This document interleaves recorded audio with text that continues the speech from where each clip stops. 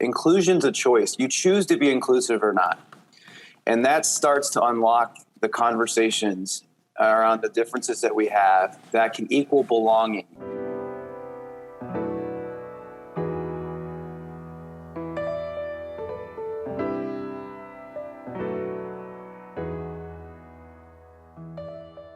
Yeah, well, first of all, my job is not to convince others. My job is to cast the shadow of what I believe is right and let the results speak for themselves. And the results are not just financial results. It's the what and the how. It is the financial results, but I believe we will deliver the best financial results through our people and by taking care of people.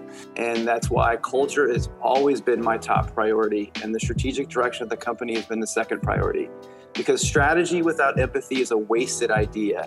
This is a call to action for all leaders to truly be the change that you wish to see in the world, because the invitation has never been more important and the voice has never been louder.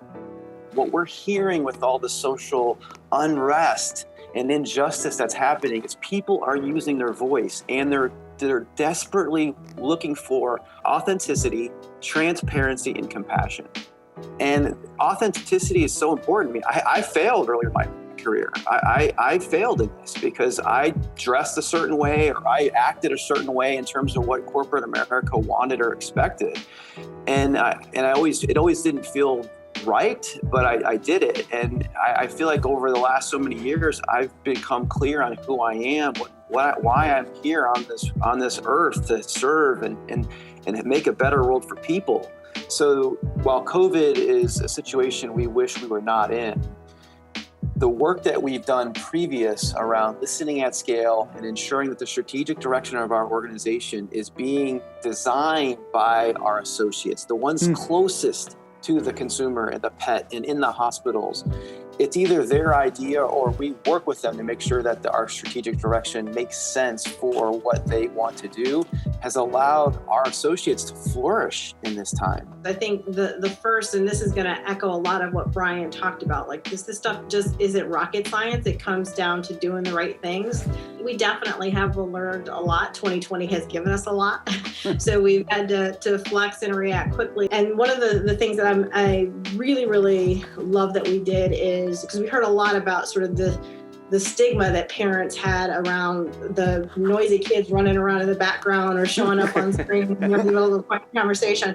We just said, you know what, let's own that. Let's destigmatize it. So many of our leaders started showing up to company meetings like the all hands and conversations that are a little bit, more formal, and they would have their kids with them sitting on their laps or, just to try to make parents feel like it was okay, meeting them where they were. We've just tried to be super empathetic to what the needs were and to be creative and solution for those things real time, operating together, but meeting the individual needs of our workforce. We led with no one size, sort of fits all solution here. We need to focus on who needs our support the most. And so we really doubled down on our business resource groups because, again, as I said, disproportionately, those were the communities that were most impacted through all of the things that happened in 2020.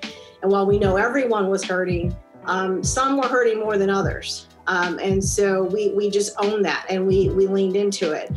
And so we work with our wellness partners to bring and make available to our Black employees mental health therapists who happen to be Black, but more importantly, were very skilled and equipped in racial trauma. So that as they were providing support and resourcing, it was meeting the unique needs of that particular population.